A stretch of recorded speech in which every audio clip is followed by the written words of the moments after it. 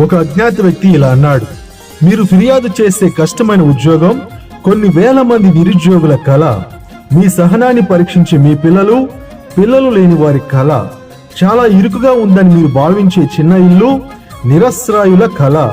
మీరు చింతిస్తున్న నిరాడంబరమైన పొదుపులు అప్పుల్లో మునిగిపోయిన వారి కళ.